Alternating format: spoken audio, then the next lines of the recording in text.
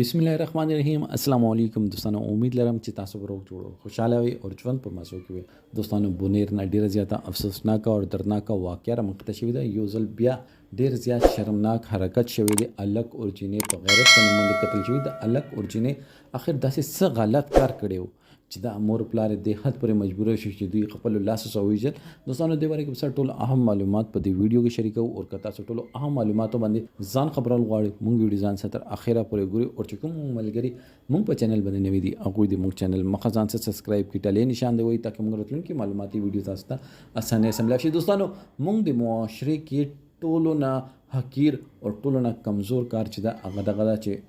مونږ شریعت چې دا هغه جنې ته د حق ورکوي چې جنې نه د هغه مرزي ته پوس وکړل شي خو مونږ د معاشره چې کې پی کې معاشره د کې پی کې سیمه ده د کې د جنې ته د حق نه محرومه کړي ده اخر ولی محرومه کړي ده مونږ چې کلمات را کړي ده مونږ اسلام په لارې باندې روان یو مونږ بخشش مغفرت زندگی هر یو چیز په اسلام په مطابق ده نو مونږ به د جنې ته اخر د حقوق ولې نه دی ور کړي الګ چې کور ته رښتا ولې غلا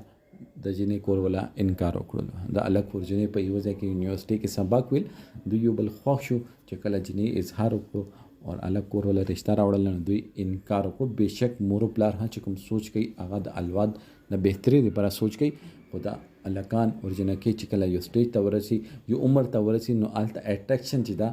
هغه یو فطرتي عمل ده هغه کې انسان وس نه وي هغوی هم څه غلط کارونه کړو هغوی سنت مطابق دوی کرا رشتہ ولګله خو دوی د رشتې نه انکار وکړو چې کله انکار وکړو د چینه او الګ و تختیدل او واده وکړو دوستانو د الګ او چینه د جنې کور ولا پیدا کړل او دوی ډیر په بد حال باندې مړ کړل او دوی چې موږ ته د خبره باندې څه افسوس نشته دا موږ د غیرت یو تقاضا وا چې دوی رانه په دې دنیا باندې ژوند دی ونه ګرځي نو دوی نه دا تاسو کول غواړم که تاسو د لور نه تاسو کړي وي بهشک مور پلار چې کومه فیصله کوي هغه آر یو پهلو ګوري هغه آر یو پهلو باندې سوچ کوي چې دا رشتہ مونږ د پر خدا مونږ د پر خنه ده مونږ خاندان د پر خدا خاندان د پر خنه ده خو دا سوچونه چې دی د الګ اورجینل چې دا د نه کوي هیڅ کله نه کوي ولې چې هغه ټیم کې په ځواني باندې هغه خپل خو او بادو باندې نه پويږي او دوستانو اسلام چې کوم شریعت کې د جنې ته اجازه ورکړي دي هغه حقوق ته پوښتنه لازمي ده دوستانو د باره کې تاسو سره د کمنټ سیکشن کې خپل رائے اظهار ضرور وکړئ والسلام